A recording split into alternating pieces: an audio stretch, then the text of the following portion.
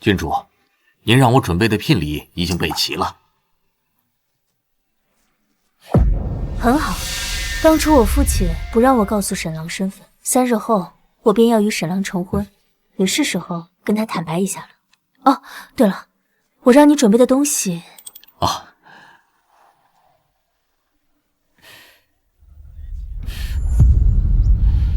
郡主，这是您要送给沈将军的宝刀，已经找好了。不过老侯爷那里……父亲无非就是不让我跟沈郎君成亲。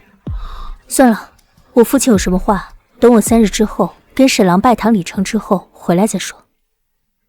是。沈家今天上下来玄妙观祈福，你切记要小心一点，沈多眼杂。你们从后门走，别暴露了身份。明白。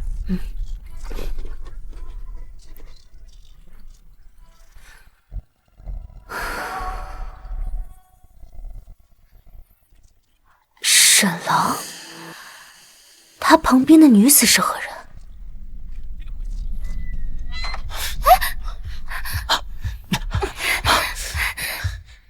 ？3日之后就要跟那慕容昭成亲，今日还来找我做什么？你呀你呀，怎么还吃那破落商户女的醋？讨厌。放心吧，正妻之位自然是你的。至于她商贾之女，能以小妾的身份入门，已是她的高攀。若不是她有些值钱的生意，又痴心于我，不惜顶撞父母，恐怕是连进沈家门的机会都没有。放心吧，等她进了门，我便把她打发到乡下去替我孝敬父母。沈郎心中竟如此看我。只是有一点，你说他那些值钱的生意，我应当交由谁打理？讨厌。哎，那万一他不答应怎么办？为我，他什么事都会答应，因为他一直以为当年开城门救他的人是我。救命恩人的话，岂有不听的道理？什么？沈破浪不是我的救命恩人？不愧是沈郎。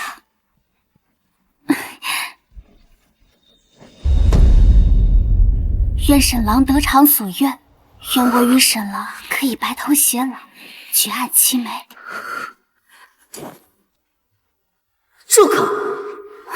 清净之地，岂能护佑负心薄幸之辈？你二人在此通奸，是故意让神佛看见尔等龌龊罪孽，将尔等贱人打入地狱吗？沈郎，这是什么声音啊？这里不会闹鬼吧？快走！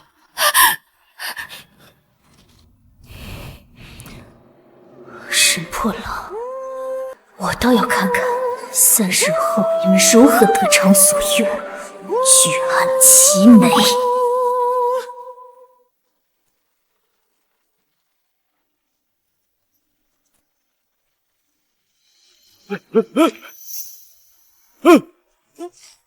小贤，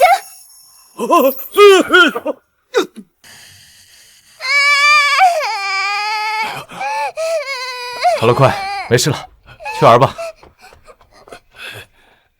谢谢公子救命之恩，若是伤了别人的性命，我的车费都赔不起啊！孩儿无事便好，不必挂怀。去送货吧。谢谢，谢谢，谢谢。哎呀，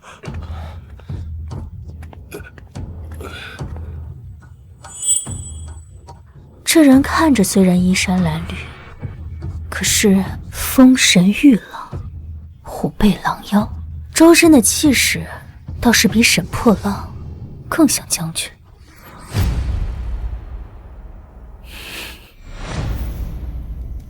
大哥，好身手！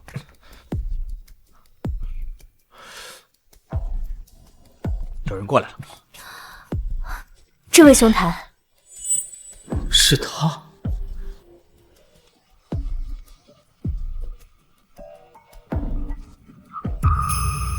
当时他不省人事，应该不清楚是我救了他。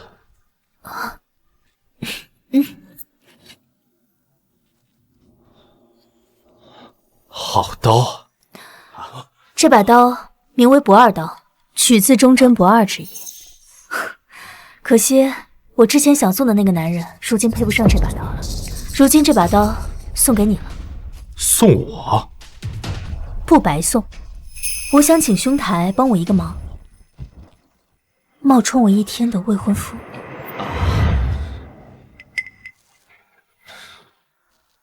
这位姑娘，找面首，请去勾栏瓦寺，在下不卖笑，更不卖身。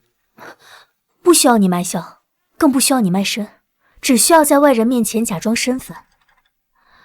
若是你觉得这把刀不够，事成之后，价格随便你开。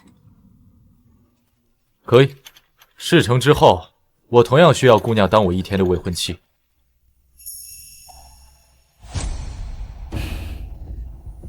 好，3日之后正午时分，骁骑将军府。一言为定。一言为定。沈破浪，3天后见。哎呀，真好啊！眼看50就要到了，这接亲队伍怎么还没回来呀？都喜庆了。就是，听说新娘还是商户之女，一个商户之女哪来这么大的架子？哎，但怎么还不来？新郎官儿啊，这眼看吉时已到，这慕容昭到现在还没露面，在座的宾客和亲戚都看着呢。你说这慕容昭是不是就是想让大家看咱们的笑话？娘，你放心吧，慕容昭肯定不敢跟我摆架子，只是路上耽搁了，咱们再等等。哎，新娘来了，是吧？哎呀，新娘子来了呀！新娘来了，新娘。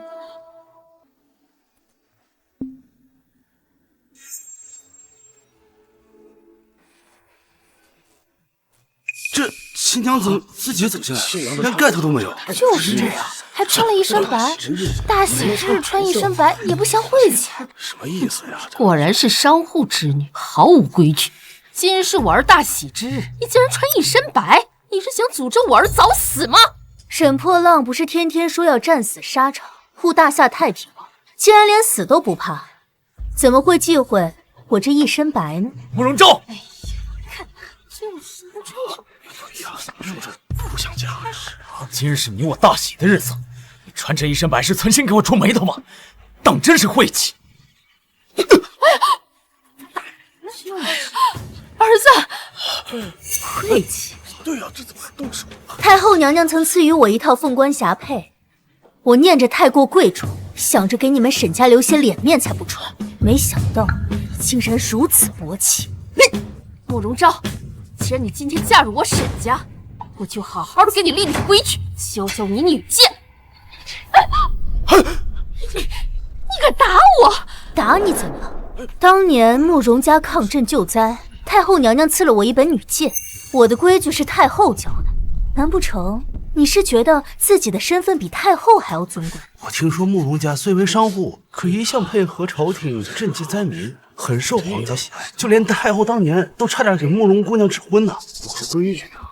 沈夫人怕是忘了10几年前带着王夫的家产改嫁的事情。若沈夫人真有你口中说的重规矩守妇道，那又怎么会那么着急改嫁，将你的儿子陈破浪改姓沈？哎呦，这话真敢说！你简直就是胡言乱语！这就胡言乱语了？我还听过更夸张的事情。沈家的下人说，当年你和沈老爷子见面的时候，沈夫人还活着。住口！慕容昭！哎呦，这话真敢说呀！慕容昭，你到底要干什么？不干什么，我不过是想提醒沈老夫人，我的规矩轮不到她来理。好，那此事暂且作罢。不过二皇子得知我沈家今日有喜，特意为你这个心腹写了一封贺词，不妨呈上来你听听。想用二皇子的身份来逼我就范？儿呢，把二皇子的贺词给我呈上来。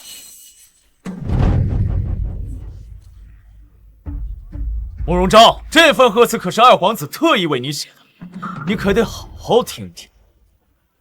洗耳恭听。这第一，慕容昭虽与我儿两情相悦，可毕竟是商户之女，身份低贱，若想嫁给我儿，应自降身份为妾室，以免玷污我们沈家名誉。我倒也不是看不起护商之女。你若是能和大夏那位富商吴会首一样富可敌国，那我以平妻之位娶你入门，那也不算是辱没门风啊。这第二，慕容昭嫁入我沈家之后，理应把手里的所有生意都交给我沈家打理，避免以后在外抛头露面，以败坏我沈家名声。第三，我儿在朝为官，你作为他的妻子，理应替他回乡堂前尽孝。这沈家打的好算盘，给一个小妾的名分就想吞了慕容姑娘的全部生意，还打发人家回乡尽孝。这沈家是吃定了慕容姑娘对沈破浪的一片痴心，慕容姑娘现在嫁过去不好过呀。沈破浪，既然我身份如此不堪，你们沈家的门槛如此之高，那老娘不嫁了。怎么能这样？什么？杨昭，知道自己在说什么吗？现在赶紧对大家表示，你刚才是胡言乱语的。我看在以往的情面上，我还是能够跟你成亲的。否则就算你跪下来，我也不会让你进沈家的门。哼，嫁入沈家，我就算跟街边的乞丐一起讨饭，都会绕过你们沈家，因为我嫌你们沈家脏。慕容昭。在座的宾客可都看着你，不会因为区区的一份贺词就赌气不成吧？娘，他这是故意让我紧张的，给我摆架子。这3年来我勾勾手指，他就百依百顺的靠过来，比家里的狗还听话，我才不上他的当。沈破浪，你当真就觉得我就那么想嫁入沈家吗？我告诉你，我已经跟路边的乞丐私定终身。怎么能这样？慕容昭，你连撒谎都不会。如果你真找了个什么野男人，你今天还会跑回来跟我成亲吗？我今天来除了告诉你我跟别人私定了终身之外，还有2件事。现在是第2件事。还有什么事？不好了，不好了，少爷！咱们沈家在慕容家商号工作的人全都被解雇了，100多号人全都被赶了出来，如今连住的地方都没有了。什么？不光如此，还有10几个被查出来手脚不干净、做假账，被慕容家的人直接送去了官府，如今正在牢里关押。少爷，赶紧想办法救人呐！是你，都是你做的手脚，对不对？这么多年来，你们家的亲戚一直都是在靠我找工作来发落薪水糊口。如今我悔婚了，那既然是由你沈大将军自己来安排了，你真是忘恩！别急啊，好戏才刚刚开始呢。来人！这些是你们这3年以来你们沈家欠我们慕容商铺的钱，一共是386200银。什么？沈将军，你这么大的一个人物，该不会欠我们一个商户之女的钱吧？胡说！我沈家怎么会欠你这么多钱？那就要问问你的好母亲了，她可是在很多欠条上都签字画押了。这儿啊，你为官毕竟需要银钱打点，为娘也是没有办法。再说了，你马上要嫁给我们沈家了，我有你点钱是看得起你。母亲这么做也都是为了我。大夏律法，杀人偿命，欠债还钱。沈破浪，这些钱如果你少还我1两，我就跟你对簿公堂，到时候让所有人都知道你沈大将军需要靠一个商户之女来养活全家。慕容昭，你别忘了，3年前是我救你一命，你就这么报答你的救命恩人是吗？对，慕容姑娘之前一直说沈将军对她有救命之恩，如今大婚当日逼恩人还债，是过分了呀。没错，慕容昭，要不是我儿救你，你早就死了。忘恩负义，沈家欠你的钱对你来说不过9牛1毛，比得上我儿救你的这条命吗？慕容昭，你现在要是跟我道歉的话，我还是可以考虑让你进门的，否则韦川让整个京城都看清楚你是如何一个忘恩负义的女人。我忘恩负义？谎话说多了，自己都信了这弥天大谎。你这话什么意思？你口口声声说那天晚上救我的人是你，真的是你吗？哼，那当然了。说谎！原本我也以为是你救了我，毕竟除了你这个骁骑大将军以外，谁又可以深夜凭腰牌打开城门？所以我告诉你，现在道歉还不算晚。可惜啊，你不知道的是，夜间临时开关城门可是大事，要在皇室的内监处仔细登记。而我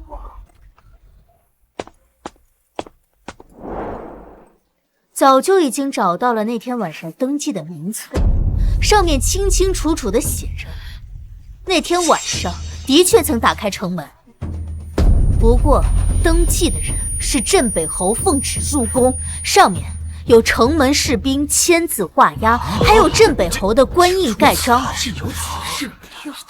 所以镇北侯为了着急见圣上，把我交给了城门士兵，而你贿赂了城门士兵，骗了我整整3年。你撒谎！知道了，你肯定就是跟那个乞丐已经私相授受，所以在这里编故事抹黑我。我抹黑你？你不知道的是，皇上为了迎接镇北侯，早就已经派温公公在内监处等候。温公公早已将一切都看在眼里。撒谎！不可能！那不如就叫温公公亲自来说。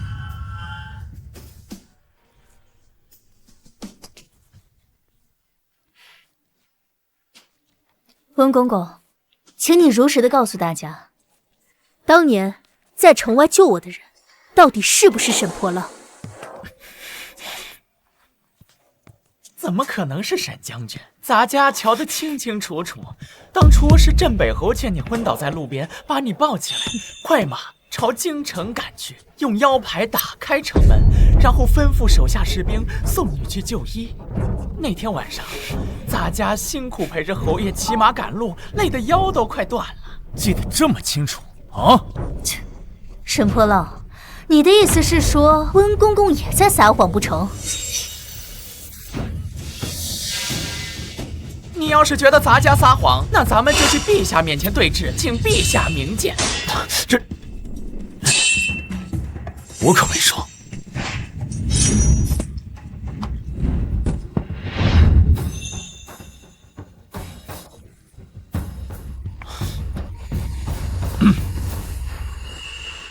周儿，就算我不是你的救命恩人，难道我们这3年的感情相知相爱也是假的吗？就算没有救命之恩，你对我一点感情都没有吗？没有救命之恩，你就要悔婚离我而去吗？不会的。那就好，我就知道你舍不得。在离开之前，我还要再做一件事情。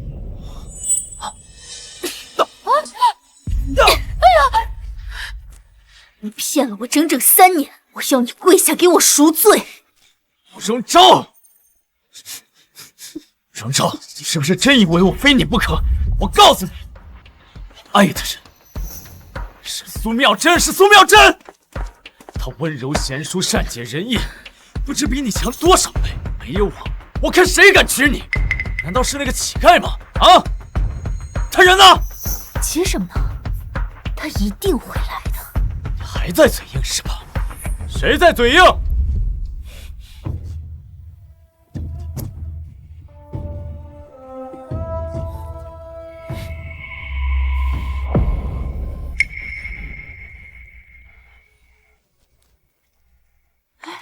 什么人啊？这是后续这是？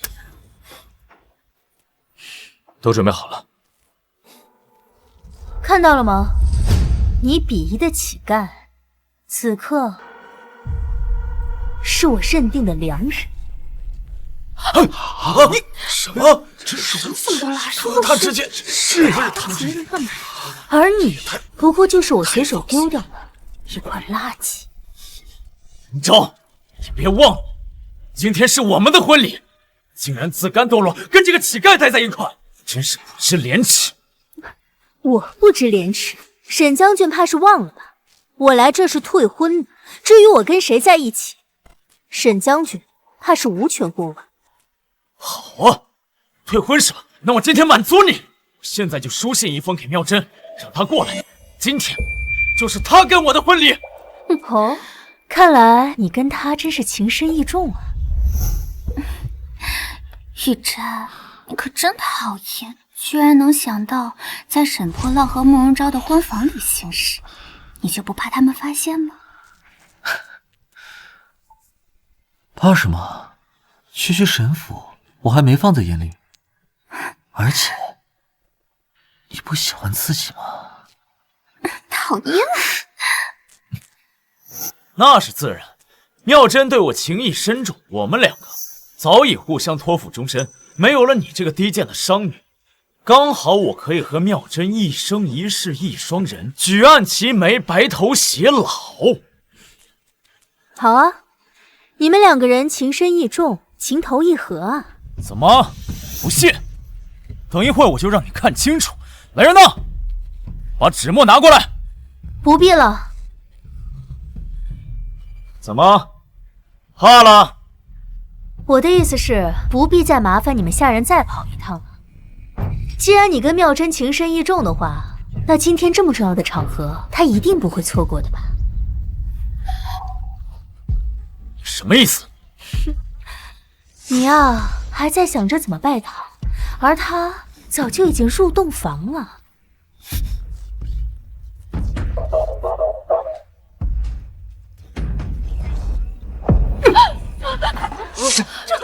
你看，你这样这玩的这么花，真是太丢人了。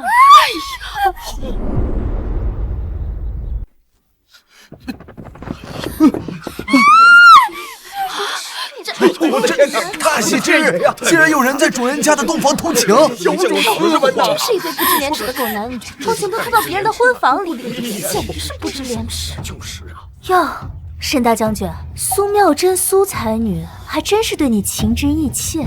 你看，不用写信，自己就早早的在洞房里了。苏妙真，那个京城知名的大才女，不都说她是清官人吗？清官人卖艺不卖身，这玩的这么花呀？苏妙真，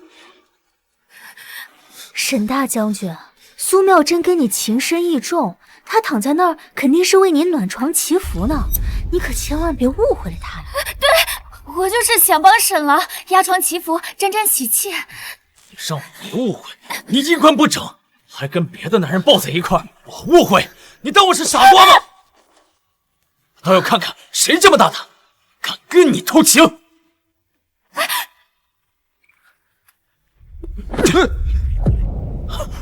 宋玉珍，太常寺少卿宋玉珍，哎，他不是沈将军最好的朋友吗？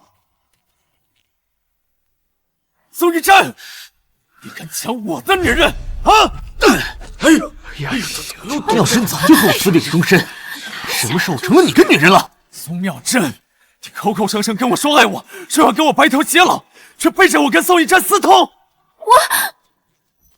不行，宋玉珍地位虽高，但不过许我个小妾之位，沈郎却可以让我做他正妻，必须得稳住他。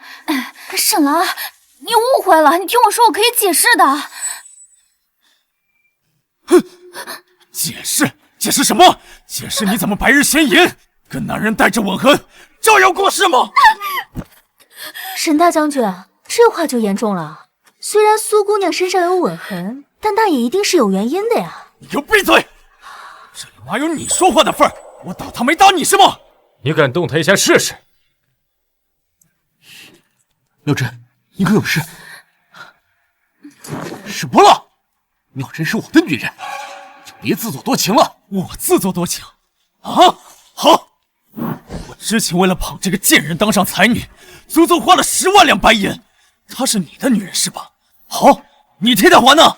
什么？10万两？他说的都是真的？当然是真的，包括她现在吃的、用的、穿的，都是我之前亲手送给她的。玉珍，我可以解释的，你听我跟你说，我……贱人，竟想诓骗我替你还钱！玉珍，站住！花着我的钱还背叛我，今天你不把钱还给我，你休想走！沈破浪，我凭什么要还你钱？这些钱都是你自愿给我的。这个贱人！这个贱人！你敢打我？你这个小贱人，居然敢打我儿子！我是小贱人，那你儿子是什么？你以为你儿子是什么好东西吗？他明明已经跟慕容昭有了婚约，却还是要过来招惹我。他沈破浪就是个朝三暮四、背信弃义的负心汉。他今天得到的这一切，全都是他的报应。你懂什么？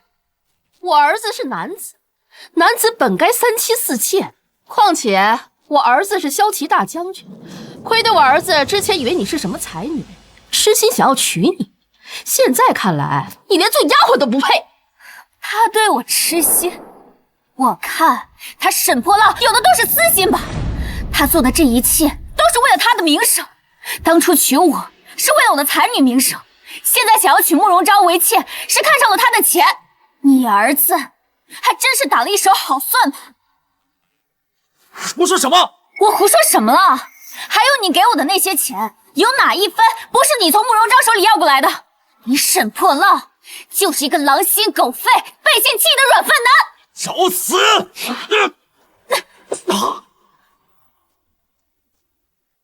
找死！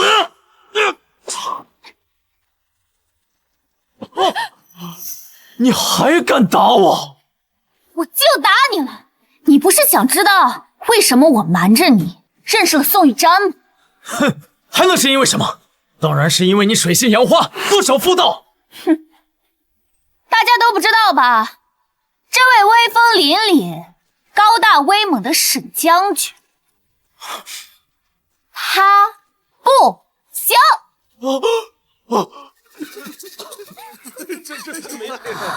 别看，恶心。他这是在吃醋。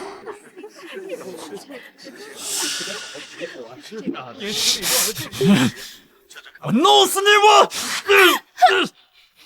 松开！我这么做都是为了帮你，怕你怀不出子嗣，所以找个男人替你。贱人，花着我的钱还敢背叛我！来人呐，送他去顺天府，一日不还钱，一日不许放他出来！我凭什么要还这些钱？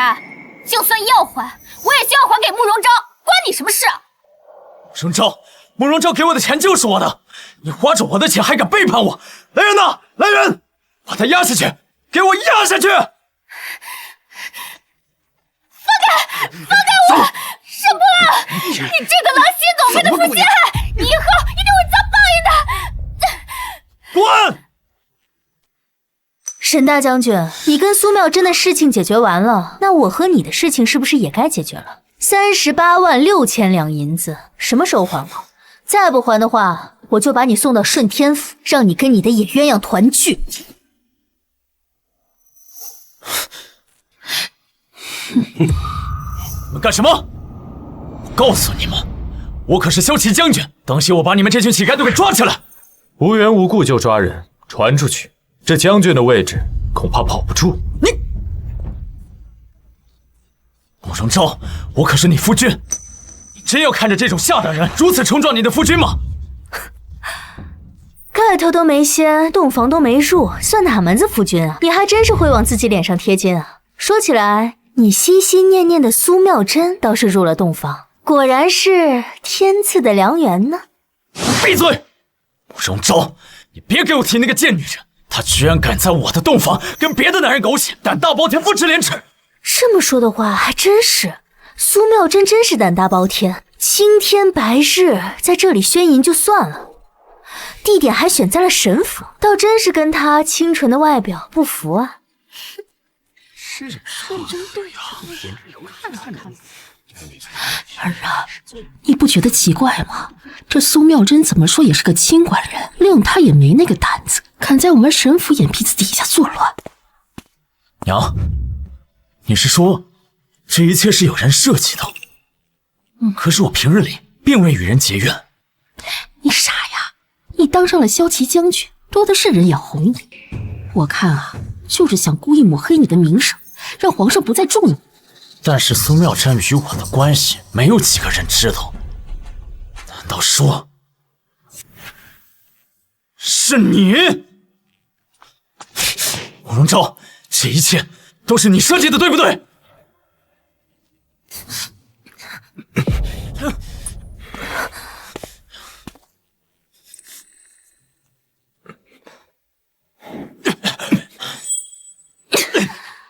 沈将军，这是何意？我怎么听不明白呢？你就别装了，慕容昭，你早就知道妙珍今日在我府上，所以你这个奸夫一进来就直奔洞房而去。你这么做是在毁了我，你知道吗？哼，我毁了你？他们二人早有私情，我不过就是做了一件顺水推舟的事情。谁能想到他们竟然踩在你的脸上，在你的床上做出这样的事情？你，与其纠结这些，不如想想欠我那38.6万银子什么时候才能还？没工夫陪你玩这些。慕容昭，你今天做这一切都是为了想让我以正妻之位娶你进门，是不是？但我告诉你，你再这么胡闹下去，想进入沈府的门都没有。进不了你沈府的门，我简直是求之不得。你不想进我沈府的门，难不成你要进这个乞丐之家吗？你给我听好了，我慕容昭就算嫁给一个乞丐，也不会嫁给你这种忘恩负义之人。好啊，我知道了，慕容昭，你早就跟这个乞丐私相授受，所以你才要拉着苏妙珍来当垫背的。你装这副清高的模样不累吗？你说什么？别冲动，他是朝廷命官。沈破浪，你脑子不好的话就去治，嘴不好的话就去读哑了，别在这吵人烦。你来人！我懒得跟你废话，再不还钱，我就把这沈府都给你拆了。拆我的沈府？慕容昭，你是不是真以为我惦记你慕容家那点银子？我实话告诉你，我跟大夏的首富吴会首已经认识了，只要我一句话，我就能让你慕容家从此在京城消失。吴会首就是那个大夏第一富商，没想到沈破浪竟然攀上了吴会首，看来沈家要一飞冲天了。哼，是啊，据说吴会首打造的商会已经足以力压大夏皇商，富可敌国啊！听到了吗？听到了吗？人家吴会首的产业遍布整个大夏，这不是你一个小小慕容家能比得了的。是吗？那跟你又有什么关系呢？我不妨告诉你，吴会首早就联系过我，而且表示很看好我，告诉我今天会送来一份大礼。你说这跟我有没有关系了？3日前我还不知道沈破浪的真面目，的确想给他个惊喜。郡主，您让我准备的聘礼已经备齐了。很好，当初我父亲不让我告诉沈郎身份，3日后我便要与沈郎成婚，也是时候跟他坦白一下了。快点，快走，快点！你说吴会首会来送礼？哼，慕容昭，我是谁？我是骁骑将军，吴会首想与我结交，给我送礼，那是人之常情，这不是你一个商贾之女能想象得了的。好啊，那你敢不敢跟我打一个赌？什么赌？就赌他今天不会把礼送到你们府上。如果我要是输了，这38.6万白银一笔勾销；但如果你要是输了，你就要当着所有人的面承认你就是一个欺世盗名的卑鄙小人。真的太有势了！好，你想赌是吧？我跟你赌。我就不相信一个小小的商户之女能让全国的首富吴会首听她的话。好啊，拭目以待。大吴商会，吴掌柜到。大吴商会吴掌柜到。吴掌柜。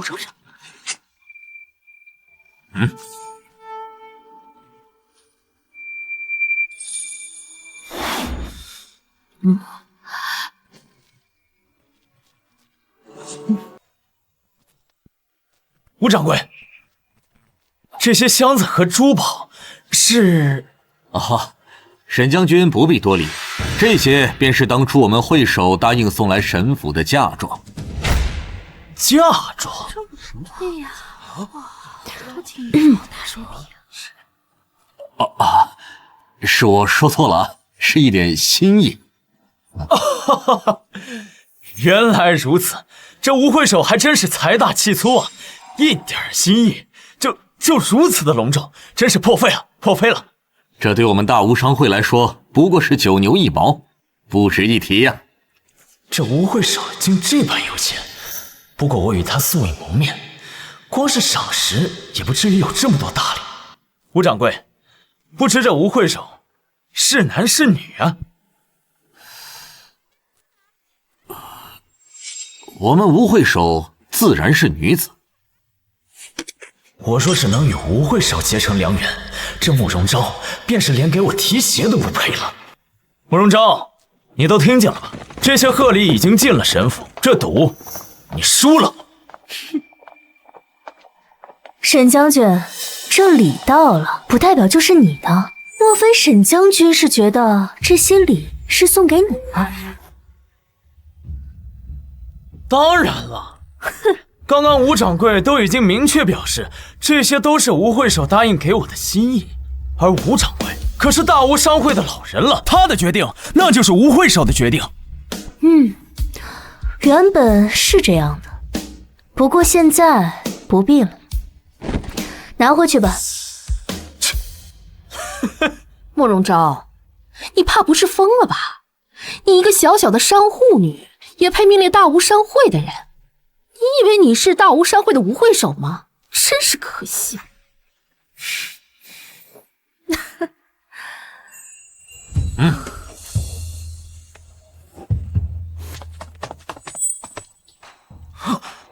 吴掌柜，您这是干什么呀？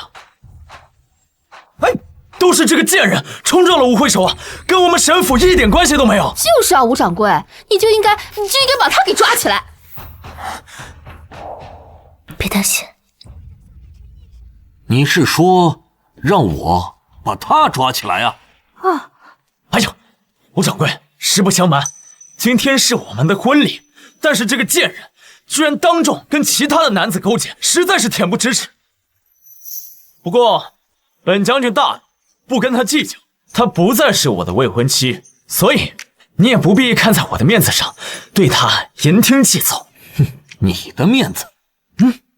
那你可知这些金银珠宝、黄金地器是为何人准备？这自然是吴会首给我准备的一点心意嘛，想必也是为了今日的大婚所备，实在是破费了，破费了。这些自然是为大婚所准备，只是这正是我们会首亲自为他准备的嫁妆。什么嫁妆？莫非这吴会首看中了沈将军？对呀，这吴掌柜，此话当真？这沈某若得到了吴会首的倾心，那真是荣幸之至啊！沈将军怕是有些荣幸的过早啊，这些嫁妆你1分都得不到。你闭嘴！这哪有你说话的份儿？慕容昭，难道你还能决定这些嫁妆的去留问题吗？我当然能决定这些嫁妆，因为这些都是我的。你的？你也配冒充吴会首？冒充？我慕容昭何须冒充旁人？这些嫁妆本来就是我的。慕容昭，你的嘴什么时候变得这么硬了？报！果真如此，当真。儿啊，可是出什么事了吗？咱们沈家的大好日子马上就来了。真的？慕容昭，你还不知道呢。今天的婚宴不仅有大吴商会送来的大礼，就连那位神龙见首不见尾的吴会首都会到。吴会首也会见，这么大人物也会来呀！哎呦，我没听错吧？吴会首竟然要来神府！这谁要是能和吴会首攀上关系，那日进斗金岂不是手到擒来？慕容昭，我劝你现在乖乖下跪，看在以往的情面上，我可能还会替你求情。不然的话，不然如何？不然我就让你慕容家在京城消失。是吗？那你心心念念的吴会首为何会来此？吴掌柜的话你没听明白吗？这些金银财宝全部都是吴会首给我带来的嫁妆。今天正是我的大婚之宴，吴会长是赶来和我成亲的。是吗？没人告诉你，你的脸皮厚的能筑起一堵墙吗？行了，慕容昭，你现在赶紧给我跪地求饶，否则吴会首要是到了，你再想求饶就来不及了。是吗？我倒是想看一看，到底谁向谁求饶。好啊，真是不见棺材不落泪。不是说这吴会首会来吗？怎么还没来？该不会不来了吧？吴掌柜，这吴会首可是有什么事耽搁了？我们会首早就到了。到了？哎，到了，哪儿啊？到了，在哪儿啊？是啊，这位就是我们大吴商会的吴会首。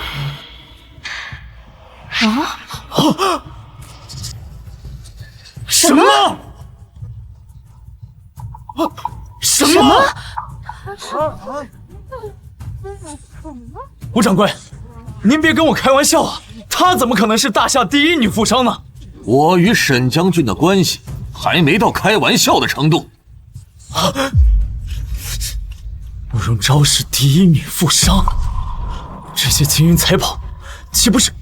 我说过了，这些都是我的嫁妆。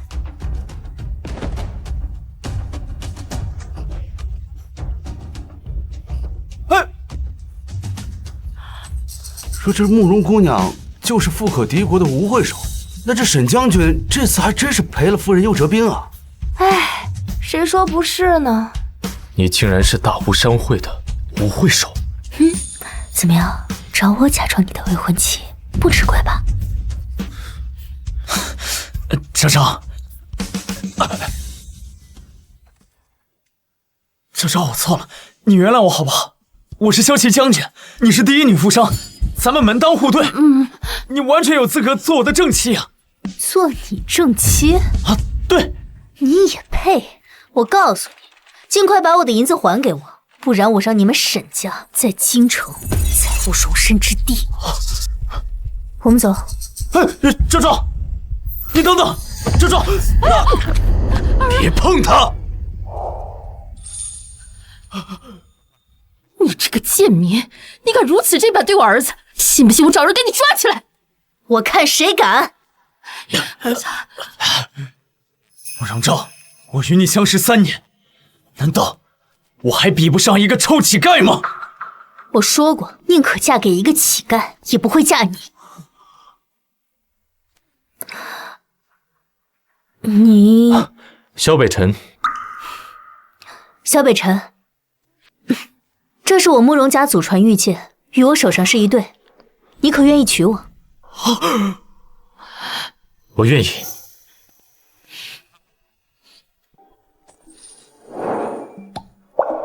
我不同意！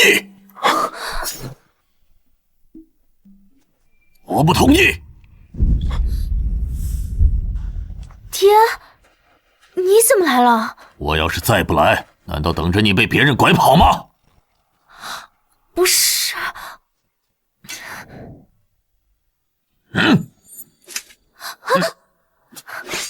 男未婚女未嫁，拉拉扯扯，成何体统？爹，女儿想通了，女儿不嫁给沈破浪了。沈破浪？伯父，他当然配不上你。不过，你在路边随便找一个人成亲，我更生气。爹啊！之前就要嫁给沈破浪，现在闹着要嫁给这个人，在你眼里，这儿女大事如同儿戏。伯父，您放心，我们只是……我们虽然是一见钟情，但我一定会照顾好慕容姑娘的。照顾？呵呵，我们家昭儿自幼过惯了锦衣玉食的生活，而你连自己都照顾不好，你怎么照顾她？放肆！你八两，我没兴趣听下去。这里是白银1万两，拿着它，离开我的女儿。1万两，在京城一栋宅子也才400两，1万两，这可是寻常人家一辈子都挣不了这么多钱啊！爹，你可以教训女儿，但你不能这样侮辱我的朋友。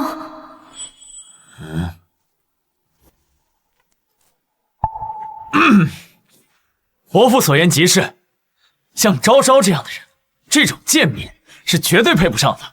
在下不才，沈破浪前几日刚刚被皇上封为骁骑将军，如果伯父愿意的话，我愿意正妻之位迎娶昭昭入门。沈破浪，这有你什么事儿啊？招沈凡，赶紧滚！伯父，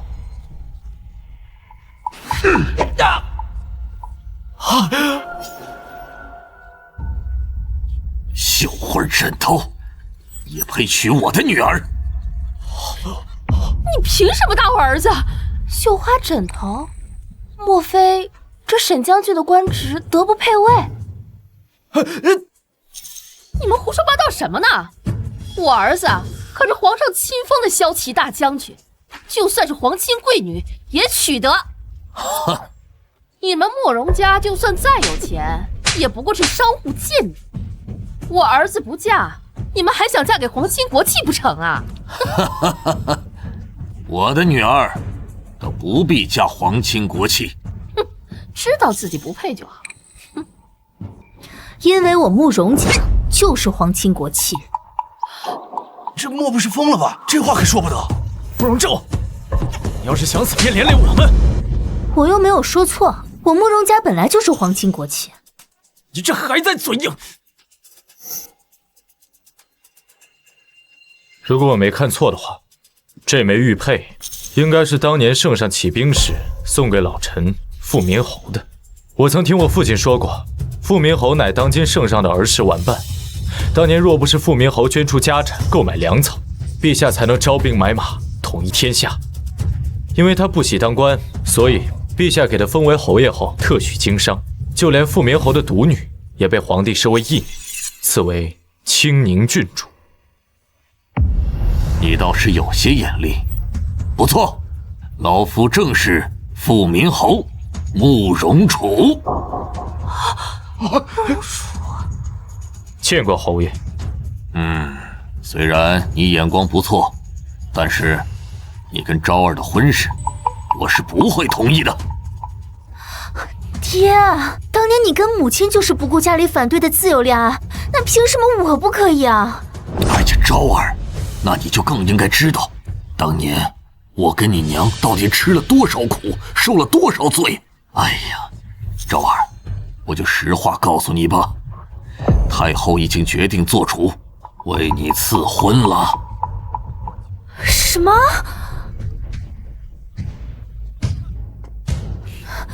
太后娘娘之前赐婚的时候不是已经退了吗？怎么又……哎呀，我还不是怕你真为了那个姓沈的跟我和你娘断绝关系，这才去太后那儿求了一道赐婚懿旨。爹！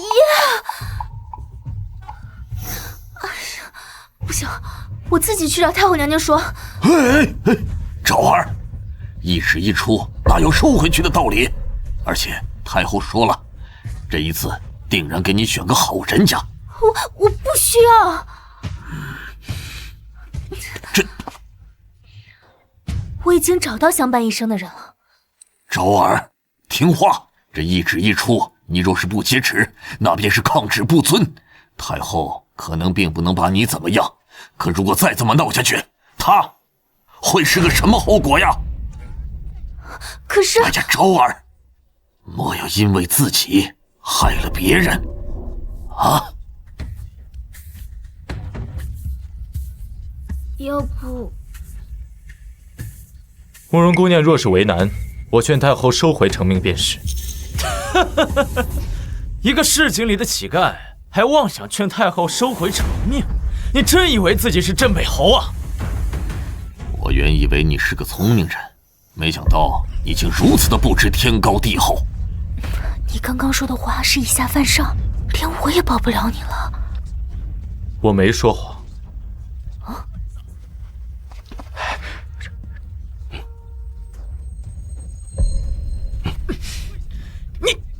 侯爷，老侯爷、老夫人说府里有大事，要你赶紧回去一趟。可又说是什么事？终身大事，让你马上回府。就说我现在有要务在身，不去。可是，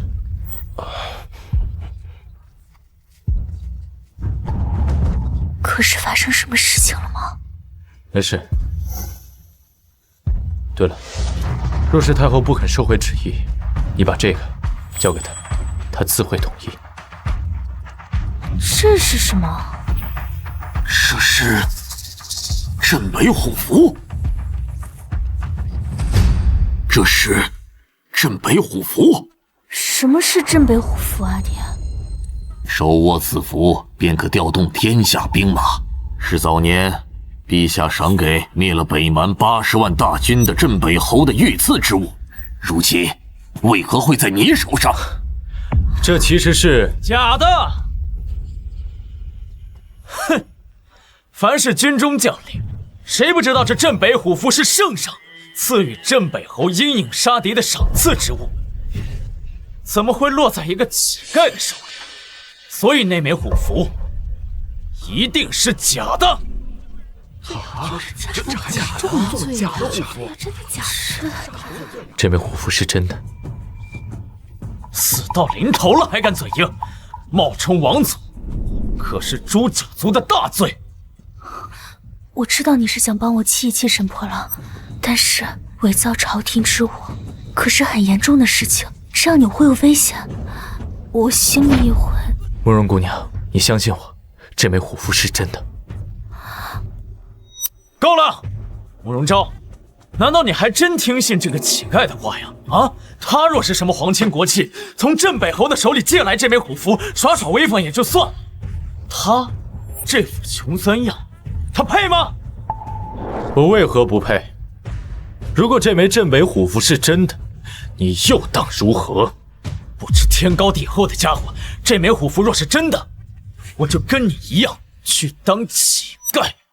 哼，记得当年陛下把虎符赠予镇北侯的时候，特邀城内的文臣武将、国公侯爵一起观摩，记住虎符的暗器，免得日后有人用假虎符调动兵马。想必侯爷一定见过吧？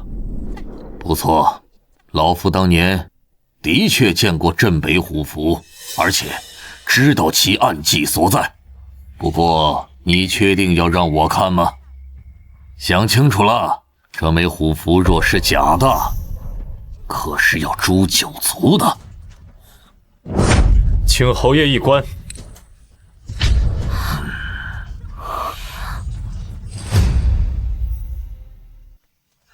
这是假的，我就知道。这枚镇北虎符是真的。什么？这怎么可能？一个乞丐手里居然有镇北虎符？你怎么会有镇北虎符的？啊，你之前说你当过兵，也就是说，你是不是之前在镇北侯的黑甲军里当过兵？那这个镇北虎符就是镇北侯交给你的。多谢慕容姑娘，刚才一直给我找理由开脱。如果要真的是在镇北侯手下当兵的话，那你就更不应该利用他对你的这份信任来帮助我你快走。所以，你刚才着急赶我走，是担心我？我是为了大夏。你一个堂堂的男子汉，应该去镇守边疆，保家卫国的，不应该在这里。我有机会会去北疆看你的。既然镇北侯让你保管这枚镇北虎符，定然是对你极其信任，你莫要辜负了这份信任。至于我的女儿，她飞扬跳脱，需要一位沉稳大气的高位者，方可护其一世平安。你不合适。慕容家主，您误会了，这枚虎符并非是我替人保管，而是……我知道了，你这个贱民，死定了！沈破浪，你有完没完？昭昭，你被他骗了，你知道吗？黑甲军全部都在北疆镇守，他一个小兵却在京中逗留，这哪里得镇北侯赏识？这分明就是被推出军营，所以恼羞成怒，偷了五符。沈破浪，你胡说八道些什么呢？我哪里说错了？像他这种贪生怕死之辈，想必他的父母也是不伦不类之流。你说什么？你说什么？别再拉起来了！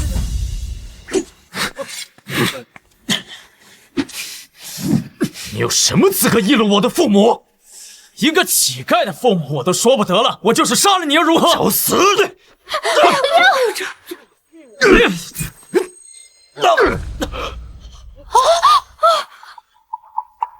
道歉还是死？我不该骂你父母，我道歉。北辰，这么多人看着呢，你别太冲动了，他好歹是朝廷的命官。就算我今天把他杀了也不碍事。哼，你别以为赢了我就可以高枕无忧了。你偷了镇北虎符，镇北侯还是会找你算账的。是吗？可我觉得他不会这么做。你什么意思？因为你口中所说的镇北侯是我。镇北侯，真的假的？这也是能传说的。你什么时候害得失心疯了你？我告诉你，就凭你一个顶替镇北侯的罪名，就已经是死罪了。就是，果然是个什么都不懂的乞丐，冒充朝廷重臣可是重罪。是啊是啊，对呀，就是。北辰，你不能这样说，镇北侯是何等人物，你这样说会给自己惹大麻烦的。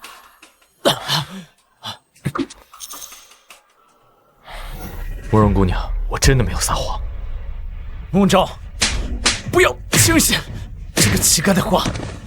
就算镇北虎符是真的，可他现在说自己是镇北侯，谁会相信？哦，你为什么认定我就不是镇北侯呢？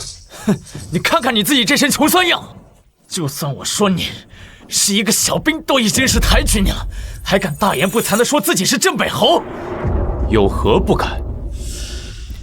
我知道你是想帮我，所以才一直冒充镇北侯的。但是现在这些事都交给我，你快走。慕容姑娘，你不用担心，我真的是镇北侯。还敢狡辩？如果我没记错的话，你只是京城内一个闲职的骁骑将军，你为什么认定我就不是镇北侯呢？那当然是因为我见过镇北侯。什么？你见过镇北侯？不行，快走！再不走就来不及了，快走啊！别担心，你说你见过镇北侯？那当然，我之前押运粮草前往北疆，为镇北侯麾下的黑甲军送粮的时候，亲眼见过镇北侯的背影。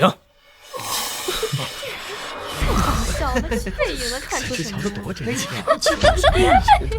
但镇北侯英明神武，气宇不凡，统御万军的气势，岂是这个小小的士兵能比拟得了的？你确定？我当然确定，而且大家都知道镇北侯镇于北疆，无诏不得入京。你说你是镇北侯，难道你要说你是无旨入京吗？你八良，这次是秘密奉诏入京，倒是我一时大意，暴露了身份。哼，区区逃兵还敢冒充镇北侯？好啊，我知道了，你肯定知道昭昭的救命恩人就是镇北侯，所以你想骗取昭昭的感情，对不对？你说什么？沈破浪，你在这发什么癫啊你？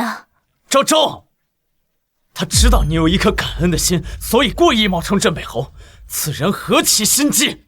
他没有骗我，倒是你骗了我整整3年，你的行为更是令人作呕。昭昭，你……慕容姑娘，你是说他冒充了你的救命恩人？没错，当年我晕倒在城门外，是镇北侯救了我，而他贿赂了城门口的士兵，蓄意欺骗我整整3年。哎，要干什么？这可是皇城脚下！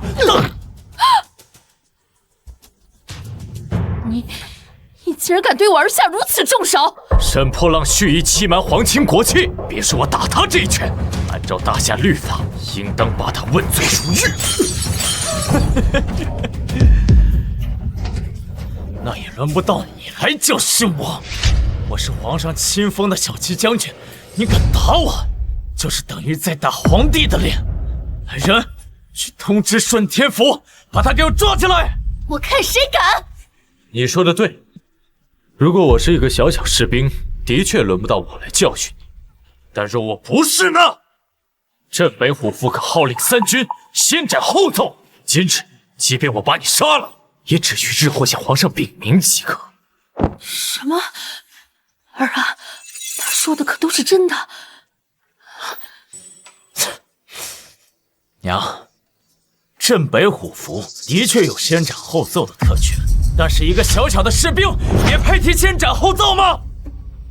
那你可曾想过，若我真的是镇北侯，你又当如何呢？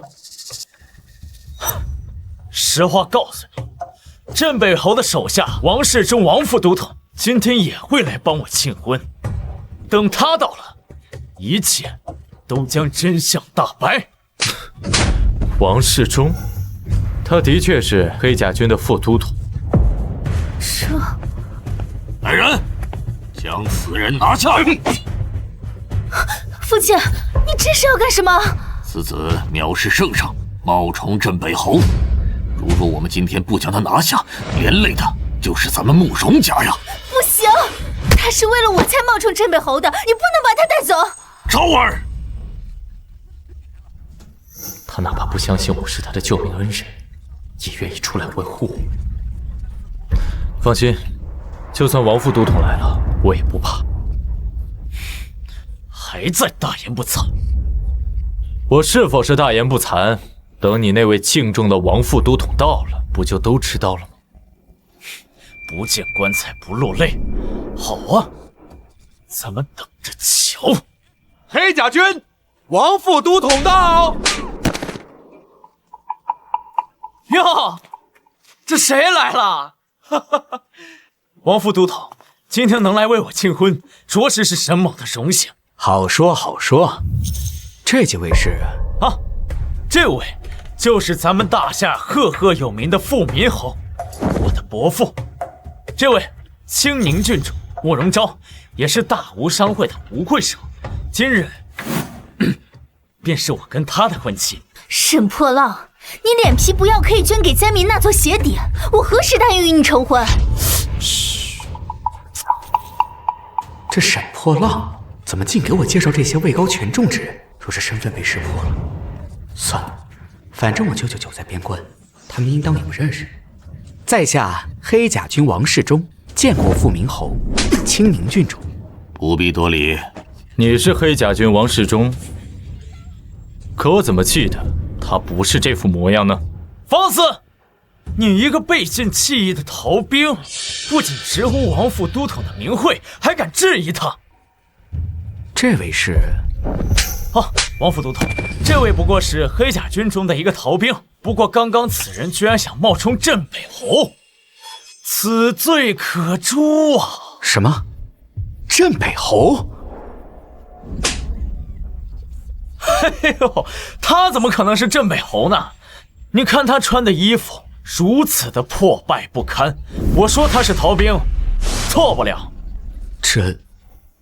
哎，王副都统，您跟随镇北侯浴血奋战多年，想来定是最了解镇北侯之人，不妨今天就当着大家的面揭穿此人身份，如何？沈破浪，你够了！王副都统，实在是不好意思，北辰他只是一时心急，并非是有意冒犯镇北侯的。慕容姑娘不必如此，他根本就不是王世忠。大胆！你竟敢造谣王副都统的名，简直是不知死活！我是不是造谣？你问问他不就知道了？你当真是黑甲军副都统王世忠？我自认是。这枚玉佩就是镇北侯为了褒奖我上阵杀敌的功绩，亲自奖赏给我的。黑甲军呢，人尽皆知。现在你又有何话要说呀？该不会说这玉佩也是假的吧？这玉佩自然是真的，这玉佩是我亲自嘉奖给王世忠的，怎么会在此人手中？我的身份自是无误的，倒是你胆敢冒充镇北侯，来人，还不赶紧把这个人给我关进顺天府，来日禀明圣上，将此人斩立决。来日禀明圣上，将此人斩立决。敢害我被众人质疑，我定要你死！不行，今天无论是谁，都不能带走他。昭昭，王副都统已经确认过了他的身份，不过是一个想冒充镇北侯身份的宵小狂徒，你又何必执着于他？闭嘴！昭儿，记住你的身份，莫要执迷不悟啊！慕容姑娘不必担心，走的人不会是我。怎么，你还有什么遗言不成？遗言倒是不至于，但是有一事不明。你想说什么？我听闻王副都统跟随镇北侯上阵杀敌多年，有一年不幸被北蛮俘虏，颈后被烙上俘虏的印记。王副都统应该记得吧？自是记得，不过是为国效忠，不值一提。说得好。给我放手！大胆！你居然敢对王副都统动手！我不过是想和王副都统切磋一下，没想到这王副都统不但武艺一般，就连这薄厚的印记都能削得干干净净。没想到这王副都统不但武艺一般，就连这薄厚的印记都能削得干干净净。这看着不像有印记的模样。你傻呀，这人是个冒牌货，我们都被骗了。快扶我一下！你到底是谁？敢骗我？他的确不是王世忠，可你为何会有我赏赐给王世忠的玉佩？我虽然不是王世忠，但王世忠乃是我的亲舅舅，他可是镇北侯的左膀右臂。所以你之前在我这里拿的钱财，答应将我引荐给镇北侯的事情，也都是假的。那还不是怪你太蠢，说什么都信。来人，此人冒充大夏将领，在京中招摇撞骗，将其押入顺天府，即日起由顺天府尹查办。是。等等，我舅舅可是镇北侯手底下的副都统，我舅舅是副都统。我自会派人去告知镇北侯，等其发落。放开我！走！放开我！还不带走？他罪名比我还重，他冒充镇北侯。这是怎么了？咱家只是去方便一下，怎么多出这么多人？温公公，有人冒充镇北侯。谁敢冒充镇北侯？谁敢冒充镇北侯？是他！你死定了！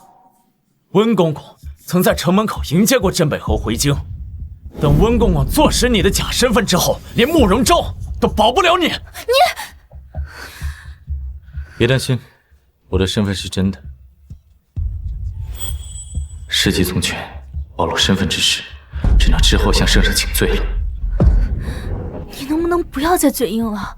之前是你运气好，遇到了一个冒牌货，可是温公公是真的见过镇北侯的人。我的身份不需要隐瞒，昭儿，你愿不愿意相信我一次？他唤我昭儿，还怪好听的。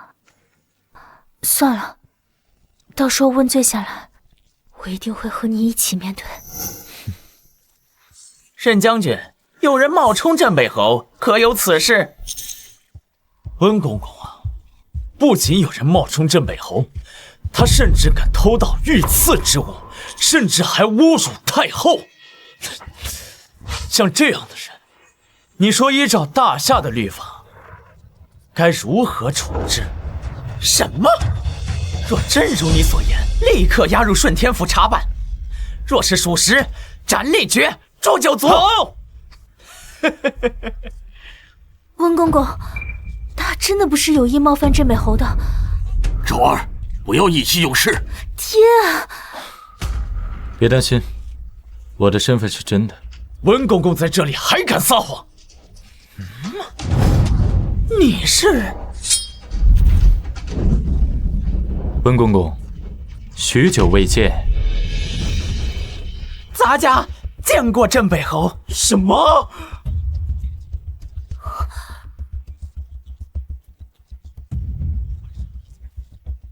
咱家见过镇北侯。什么？温公公，你不会看错了吧？他怎么可能是镇北侯呢？咱家还没有眼下，怎么可能认不出镇北侯？这怎么可能？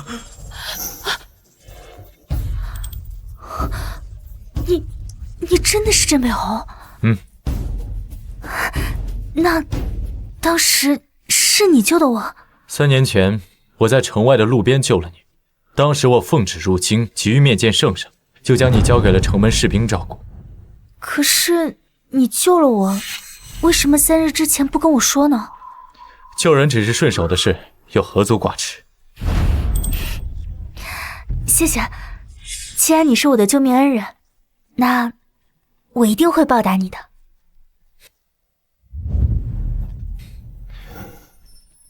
只是我没想到，有人冒充我的身份，对你挟恩图报。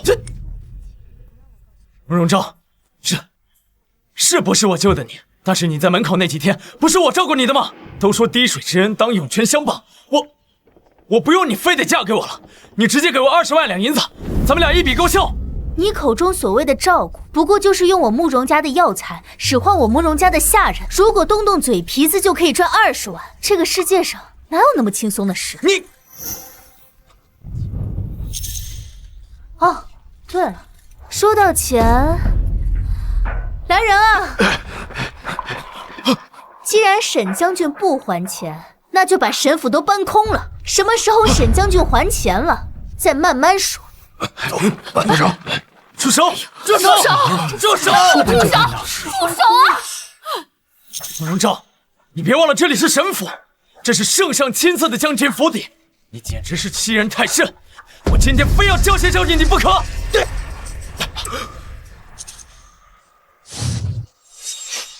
我今天非要教训教训你不可！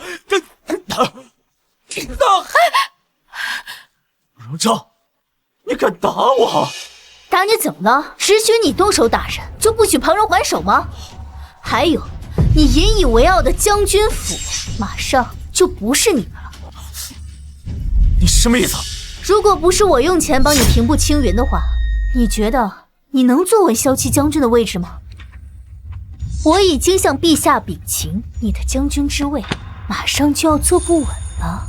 什么？慕容昭，你这个毒妇！沈破浪背着我跟别人苟且，而且还想着霸占我的家产。我只不过是拿回属于我自己的东西，论恶毒的话，我还不及你们的1/10。行了，不就是钱吗？我想办法给你就是了。但是你将此事禀报给圣上，对你有什么好处？没有好处，但我开心。你，郡主，将军府内的财物全部清理完毕，按照街坊换算数量，共计12万6千两白银。好啊，也就是说还剩下24万2千两没有还清。来人，既然将军府都已经搬空了，那就把沈将军请入顺天府，什么时候还钱了，什么时候再放出来。是啊，住手！住手！跳下去，走！走！你这个贱人，我跟你没完没完！带走！不准走！骗我！走，好吃的。拜拜喽。事情已经明了，咱家就先告退。没事了，都撤了吧。走。哎呀，真是会是精彩，回家洗睡了。父亲，他是镇北侯，也是女儿的救命恩人。之前你跟我说想让我找一个能护我的人，如今我已经找到了。他是很好，可我还是不能同意。为什么呀？可我还是不能同意。为什么呀？父亲，他是镇北侯，论身份与我相当，而且他还是我的救命恩人，论缘分我们也是有的。为什么您还是不同意啊？就因为他是镇北侯，所以我才不能同意。老夫我虽久不闻外事，可也知镇北侯虽为国之栋梁，但不近女色，杀伐果断。若你嫁过去，该如何讨得好？父亲，我相信北辰他不会是那样的人。哎呀，你才跟他相识几日，对他能有多少了解呀？伯父，可能因为外界的传言，让您对我有一些误解。但是早在3年前，我就对慕容姑娘一见钟情。我向您发誓，此生我定会护慕容姑娘安全。他喜欢我？够了！你能做好为国尽忠的英雄，不代表也能做好护妻如珍的丈夫。我问你，假如有一日边关战旗，而正巧昭儿也遇到了生命危险，你救谁？父亲，我在问他，你说，你救谁？我会为了大夏驻守边关。意料之中啊，昭儿，你也都听到他说什么了？父亲，他是堂堂镇北侯，守护国家大义是他应尽的职责。您这分明就是在刁难他。不过，我若娶了慕容姑娘，她可凭借这枚虎符调遣京中各郡，陛下若是问责，我一力承担。花言巧语。父亲，好了。不必多说，今日之事到此结束，这门婚事就此作罢。这门婚事就此作罢。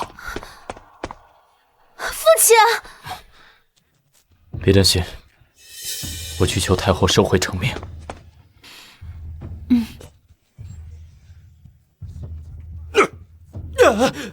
都给我老实点！哎，别走啊！哎呀，这不是我们威风凛凛的沈大将军吗？怎么也被关进顺天府了？苏妙真，你这个贱人，都是因为你，还他妈有脸说我？我说错了吗？没有了慕容昭，你不过就是一条丧家之犬，人人唾弃的废物。贱人，是我他妈杀了你！省省吧，还以为自己是骁骑将军。哼，沈破浪，你早就已经没救。杀了你！够了！参见二皇子殿下。他就是二皇子。废物！你是怎么跟本王保证的？你说那慕容昭对你死心塌地，非你不嫁。结果呢？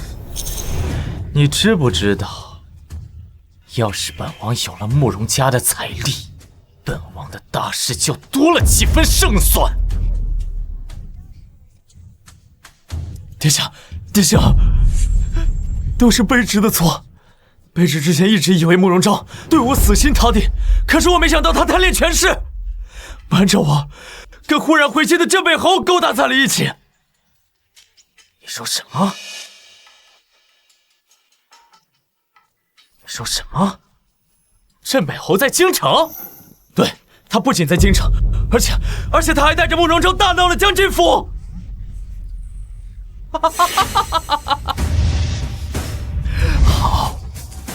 好得很呐！我原本担心他人在北地会成为心腹大患，没想到他竟然无照私自入京，真是天助我也！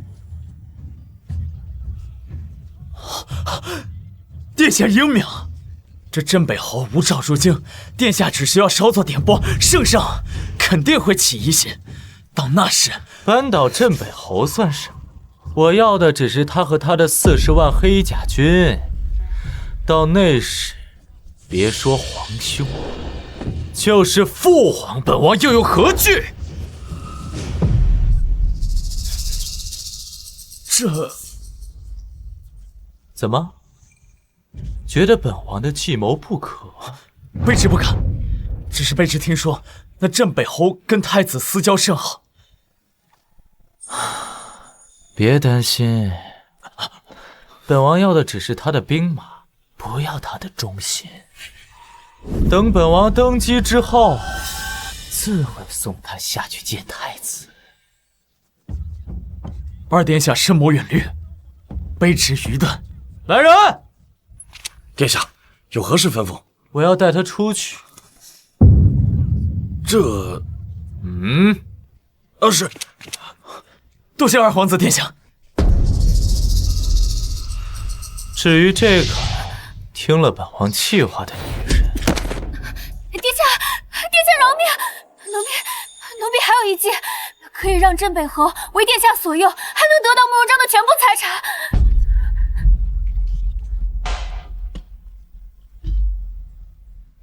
如果我父亲真的去求太后赐婚，你真的要为我去求太后收回成命吗？当然，我萧北辰向来言出必行。可是，如果太后不同意呢？那我就去求陛下，求陛下准许我萧北辰用一生的功勋爵位来换你一人。真的吗？如果做不到忠贞不二，怎么敢收下你送我的不二刀呢？可就算……烦死了！我父亲他就是个老古板，那到时候他求陛下赐婚，他对我们肯定会心怀怨怼。那就证明给他看，不管是1年、10年，甚至一辈子，我萧北辰不仅能做好保家卫国的将军，更能担当起护妻如珍的丈夫。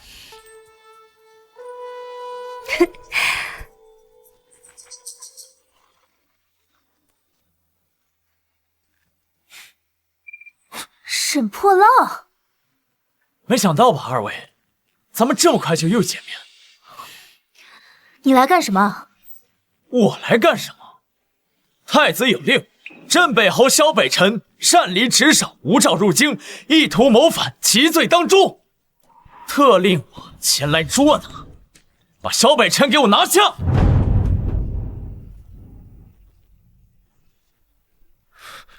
不用担心，一切有我。你确定这是太子的命令？放肆！你竟敢质疑太子！萧北辰，我劝你束手就擒，不然可别怪我把慕容昭当成你的同党，格杀勿论。不可能，沈破浪什么时候帮太子做事了？他明明是二皇子的人。慕容昭啊，你一心想嫁给镇北侯，但是吴兆入侵可是死罪，就算你嫁过去了，也只会被世人当成克死夫君的寡妇。把萧北辰给我拿下！这是个阴谋，你不能去。我回京就是为了这个阴谋。昭儿，收好我给你的定情信物，等人来提亲。信物？提亲？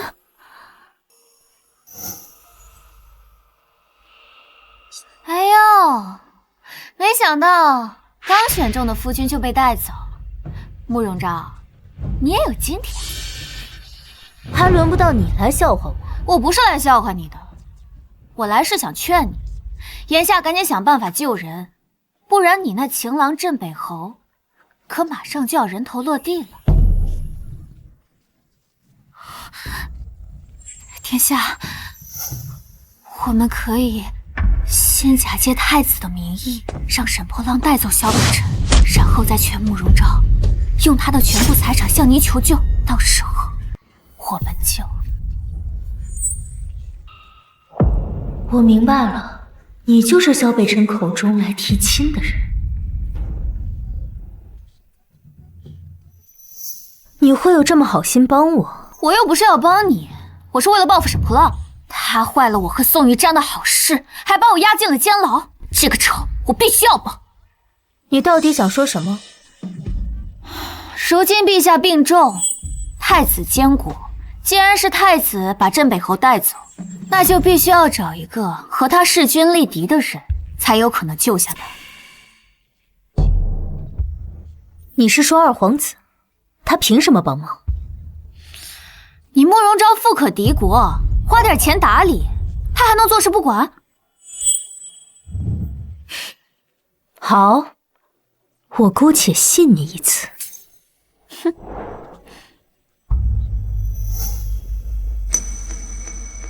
殿下，慕容昭求见。臣女慕容昭参见皇子殿下。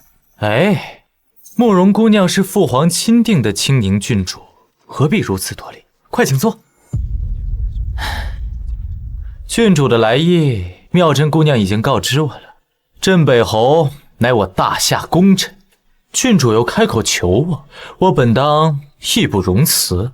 只是如今父皇养病，由皇兄把持朝政，我怕什么？我怕我一人开口，人微言轻啊。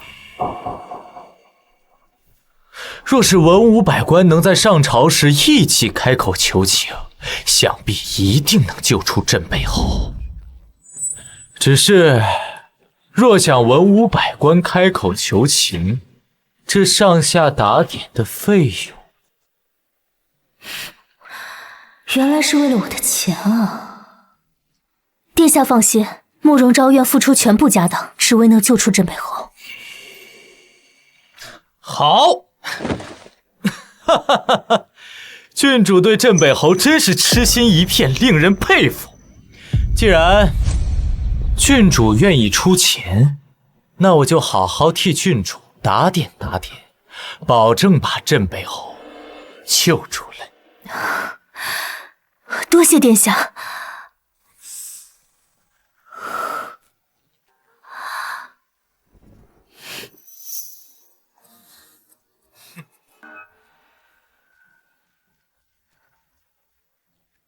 殿下，臣女先行告退，回去筹钱。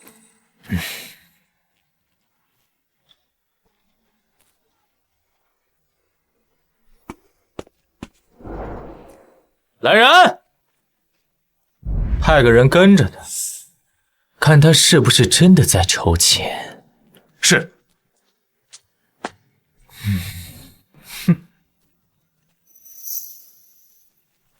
没想到你倒挺有本事，不仅算到了慕容昭会为了男人不顾一切，还想到了在茶里下毒的妙计。奴家只是顺水推舟而已，能成功那是因为殿下是真龙天子，鸿福齐天。哈哈哈哈，说得好！你帮了本王这么大的忙，想本王怎么赏你啊？妙真能够帮到殿下，是妙真的荣幸。奴家只愿能够常伴在殿下的身边。等本王登基之后，后宫少不了你一个位置。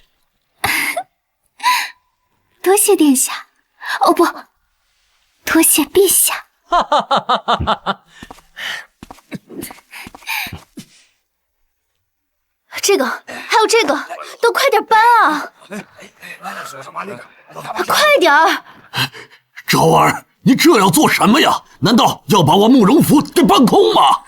父亲，北辰现在危在旦夕，我必须要救他。哎呀，他无照入侵已是死罪，你拿我们的家当去救他，难道要把我们当成同党不成？父亲，小北辰是我的救命恩人，在我心里早已认定他。生同他，死同穴，别说是万贯家财，就算是要女儿的性命也没有关系。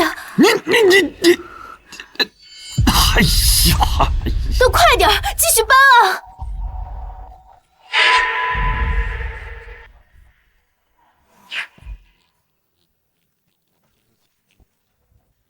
郡主，京城第一当铺刘掌柜来了。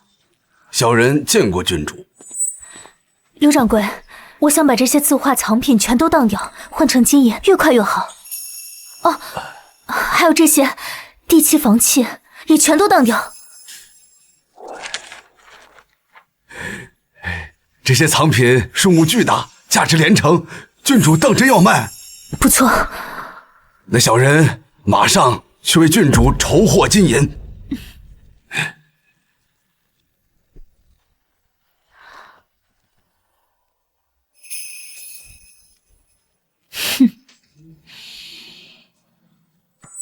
你亲眼看见慕容昭为了筹钱变卖了房产和田地？是，属下亲眼所见，而且郡主和他父亲为此还大吵了一架，他的父亲都被气病倒了。好，很好，看来这镇北侯真是慕容昭的死穴。去，让沈破浪给我把镇北侯带过来。是。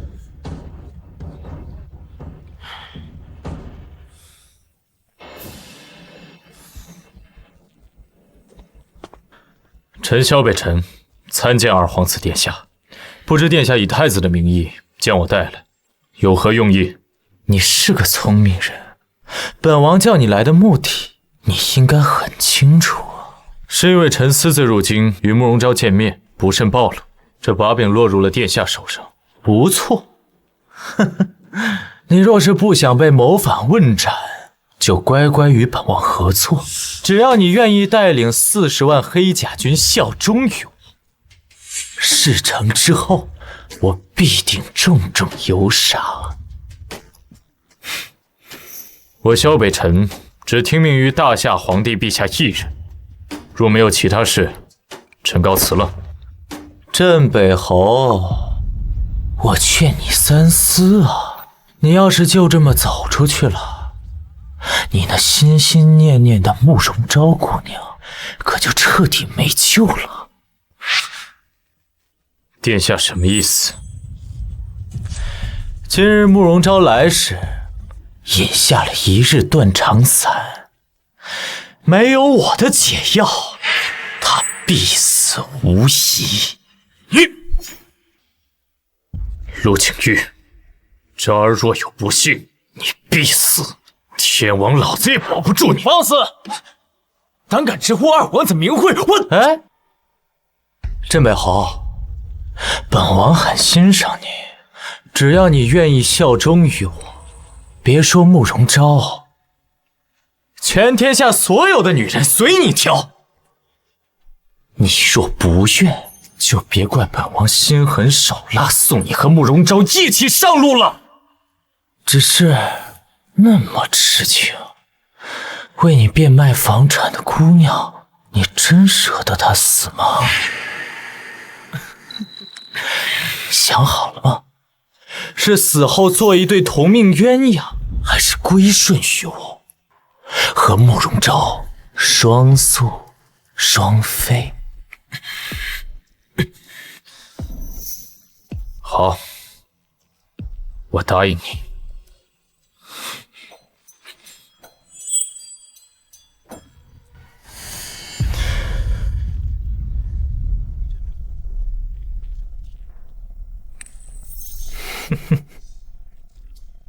殿下，我临时变卖家产，暂时凑出了7000万两白银，求殿下救出小北辰，事成之后必有重谢。不愧是我大夏女首富啊，富可敌国，名不虚传，7000万两，哈哈哈哈哈！我大事可成。殿下，什么大事可成？郡主还不知道吗？镇北侯已经归顺于本王，眼下正带着我的兵马去皇宫诛杀太子，囚禁父皇。事成之后，你二人可是立了头功。什么？你说什么？不可能！小北辰为了求解药救你，这才投靠殿下。现如今应该已经攻破皇城了。救我？你还不明白吗？那天你和殿下见面的时候，喝了我已经下毒的茶，现在毒已发作，若想活命，就乖乖归顺于殿下。若想活命，就乖乖归顺于殿下。慕容昭，就算你是富可敌国的郡主，那又怎样？不还是被我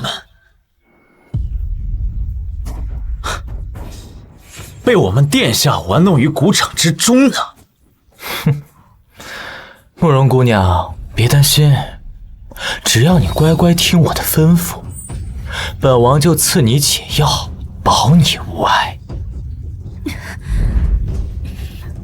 殿下，你把自己手上的兵马都给了萧北辰，让他带人去刺杀太子。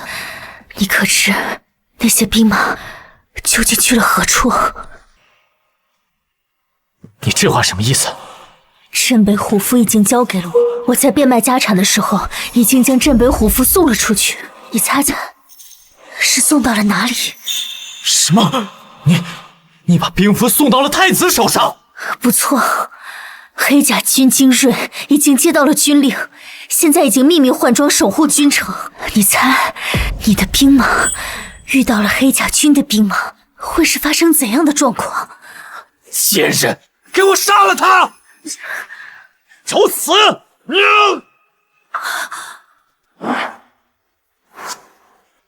住手！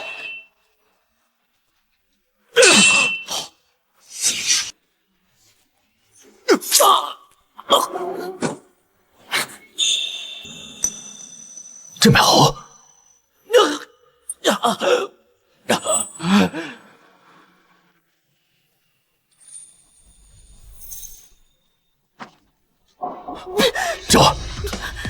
昭儿，北辰，我就知道你一定会来的。小北辰，竟敢背叛我！你是不想救他的命了吗？昭儿，我是不是很聪明？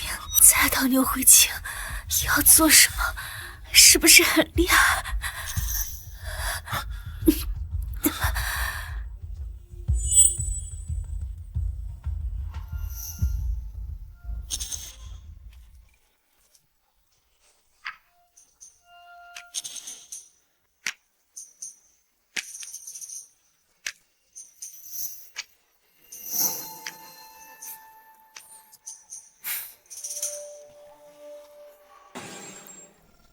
昭儿，你放心，我一定会找到解药救你。解药在哪儿？哈哈哈哈哈！要想救他，你就乖乖为本王去杀了太子，否则我死了也得拉他一起陪葬。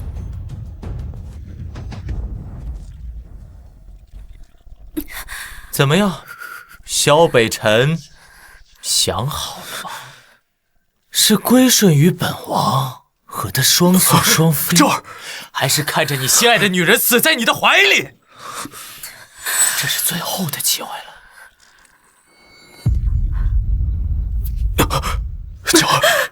这儿，没事，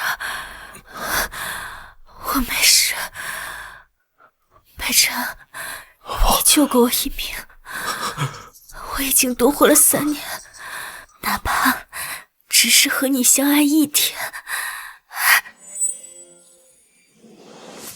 已经是上天对我的眷顾了。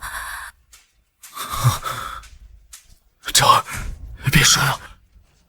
萧北辰，他体内毒发的时辰马上就要到了，你再犹豫，神仙也救不了他了。北辰，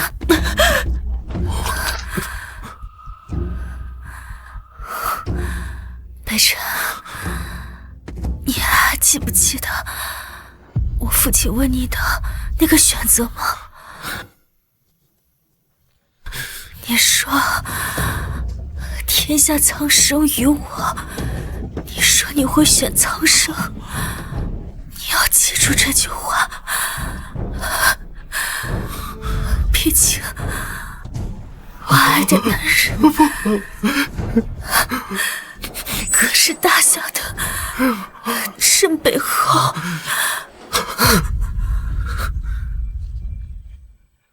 好，慕容昭，你要成全他，那我就成全你。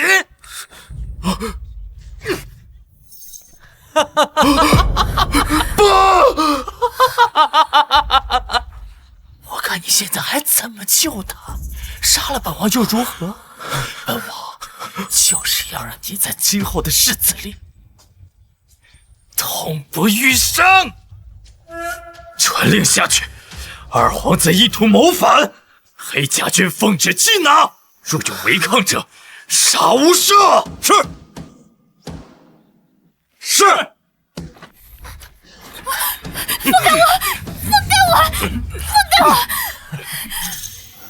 你赢了本王又如何？没了解药，你只能看着你心爱的女人死在你的怀里。拿下！带走！这昭儿，本王，我滚开！昭儿，若不是因为你，我女儿怎么会到这个地步？这就是你口口声声说的照顾她。父亲，和他没有关系。哎呀，孩子，是我都到这个份上了，你还替他说话？好好休息，爹带你回府，找人救你。来，孩子。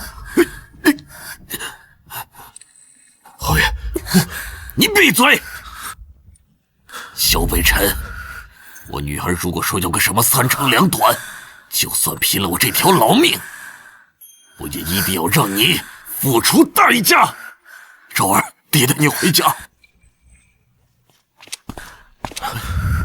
太子殿下，太子殿下，不要在意虚礼，快，我请了太医院院守李太医，请他为慕容郡主解毒要紧。好。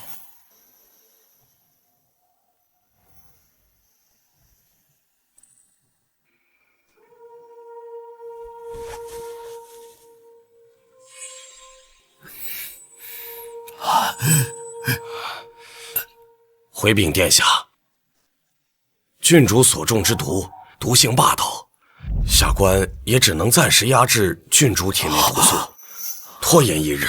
至于解毒，属下官才疏学浅，无能为力。李太医，难道连你都解不了郡主所中之毒吗？回殿下，若论解毒之术，太医院先前的柳太医乃是天下第一。若是他还在，郡主的毒必然能解。只可惜他3年前便已离世了。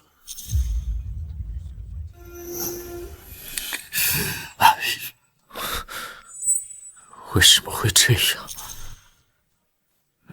太医，我女儿她……侯爷，郡主毒发最晚不会超过今晚，侯爷还是早为郡主做准备吧。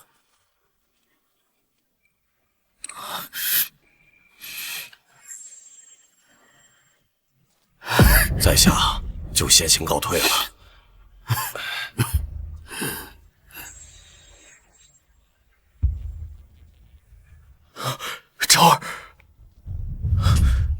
昭儿，你醒了。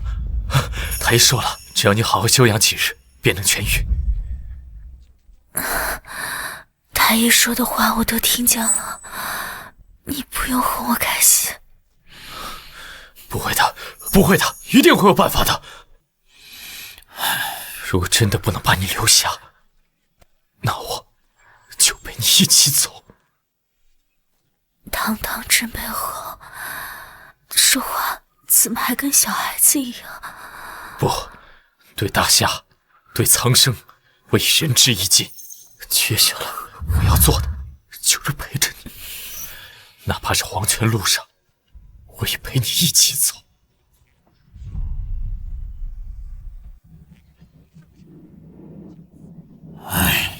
我不同意。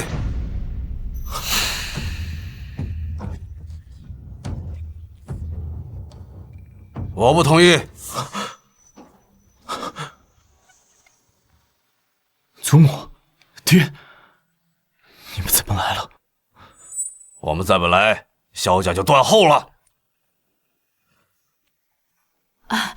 不要乱发脾气，北辰啊。二皇子谋反，这么大的事情，你也跟家里说一声。之前半斤催你几次，催你回家定亲，你也不肯，是不是？这次忙完之后，又要不打声招呼就回去了。是。哎呦，这再忙也得成家立业呀。你看，这是我和你爹给你定的柳姑娘柳芷若。她温柔贤惠，知书达理。等你回北地之前，和她成亲，也了却我和你爹的一片心意呀。不瞒祖母，我已有心上人，此生我非她不娶。你起来吧，萧北辰，你好啊！嘴里边口口声声说非我家昭儿不娶，这背地里竟让侯府为你另找他人成亲。伯父，这是个误会，我真的不知道我家里私底下给我定了亲事。北辰，这到底是怎么回事？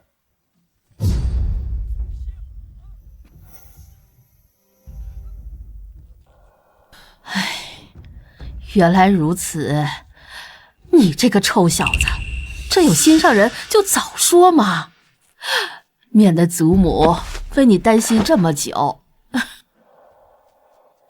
好了，你们萧家到底是要娶还是要定亲，请外边说去，不要在屋里边打扰我女儿。趁她毒发之前，让我好好陪陪她。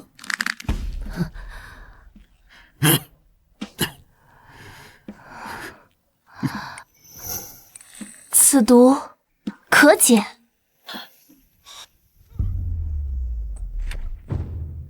此毒可解。你说什么？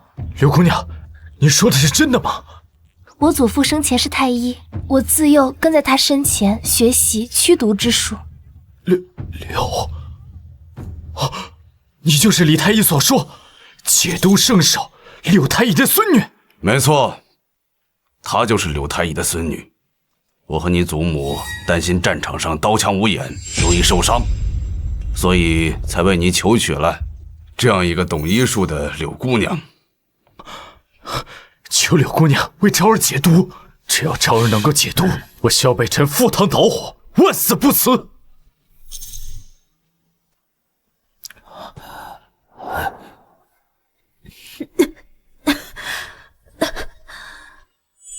请各位先出去，我要为郡主针灸去毒。昭儿，你听到了吗？柳姑娘能为你解毒。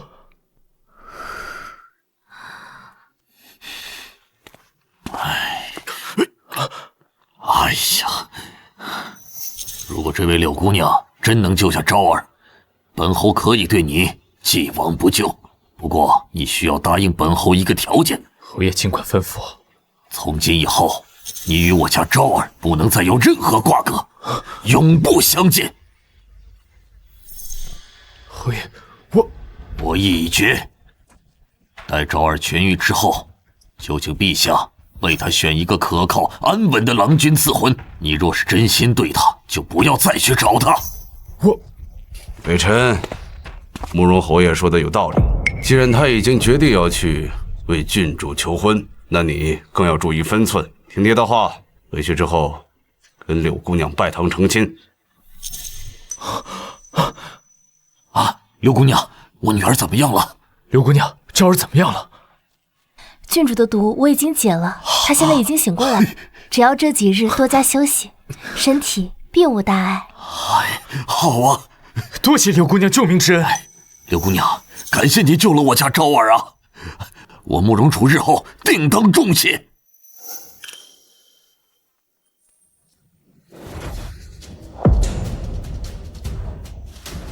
在下目睹姑娘为慕容郡主解毒，医术甚是精妙。实不相瞒，家父近日卧病在床，在下内心焦虑，这才上前冒昧打扰姑娘。不知能否请姑娘帮忙诊治？治病救人乃是医者本分，公子请带路。请。昭儿，感觉怎么样啊？女儿感觉好多了。昭儿，我……小北辰，别忘了刚才你都答应了我些什么。更何况，既然你与那柳家姑娘在父母之命下定了婚约，更得洁身自好，不要毁了我家女儿的名声啊！爹，好了，你休息。来人，准备马车软榻，带郡主回府。还没找到那个逆子吗？老爷，小侯爷还未曾。哎，老爷，快看，是小侯爷！乖孙儿，你这几日好像失魂落魄一样，可吓死祖母了。是孙儿不孝，让祖母担心了。北辰，既然慕容侯爷已经要为郡主请陛下赐婚，另择良配，你又何必强求呢？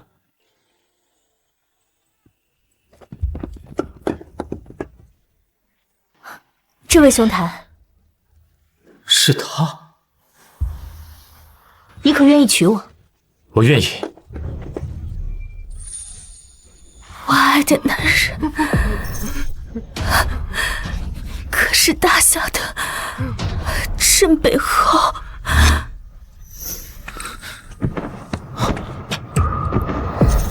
只若见过镇北侯。柳姑娘，多谢柳姑娘救了昭儿。柳姑娘容貌品德皆是世间良配，只是萧某心中已有意中人，不敢高攀。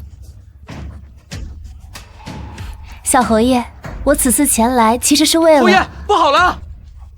侯爷，陛下的赐婚圣旨到了。什么？昭儿，喝点参汤。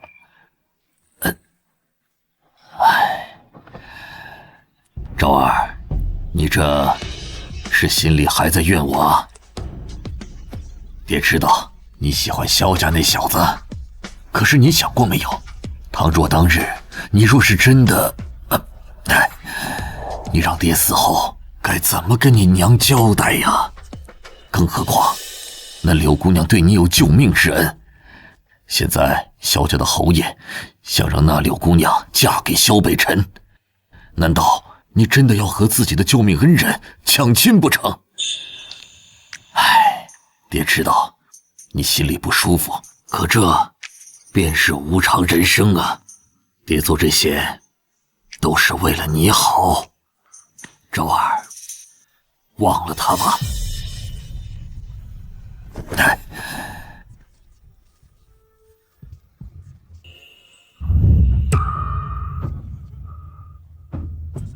所以，你刚才着急赶我走，是担心我？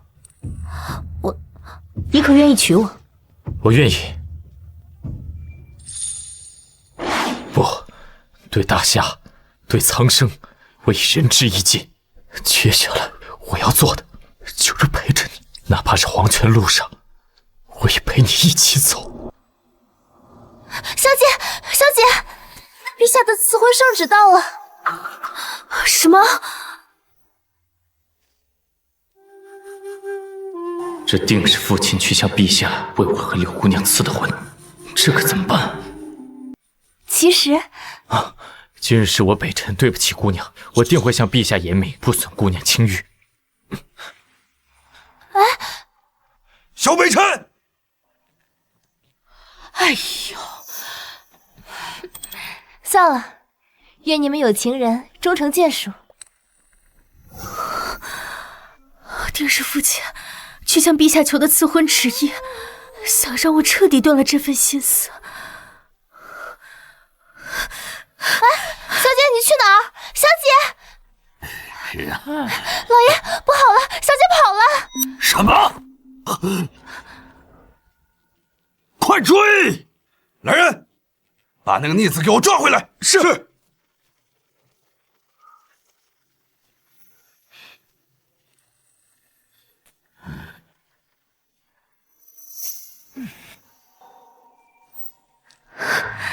萧北辰，你会等我吗？慕容昭，我只想和你在一起。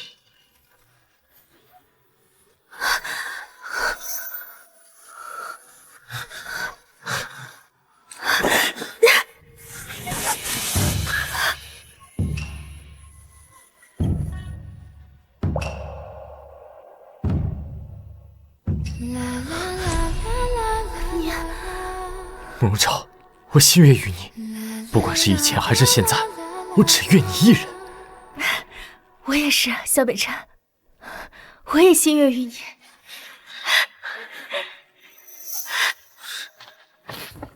北辰，你可知自己在做什么？乖孙子，这圣旨已下，你可不能做傻事啊！昭儿，你莫不是要违背陛下的旨意？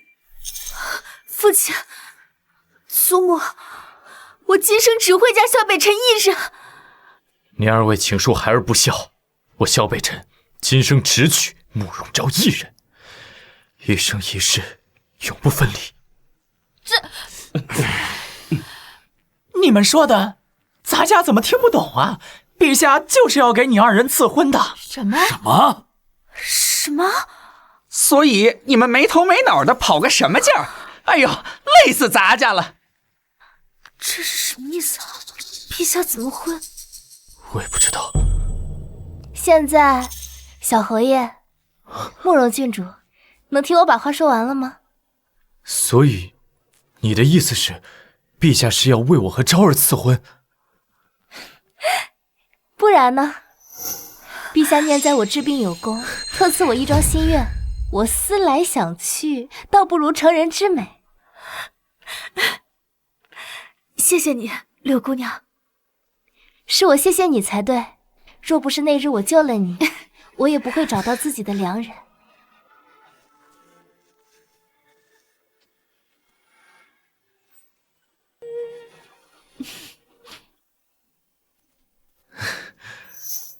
奉天承运皇帝诏自有富民侯之女清宁郡主慕容昭，玉秀名门柔家端惠，镇北侯府萧北辰，英武卓绝，忠勇贯日，二人德才相匹，门当户对，实乃天作之合。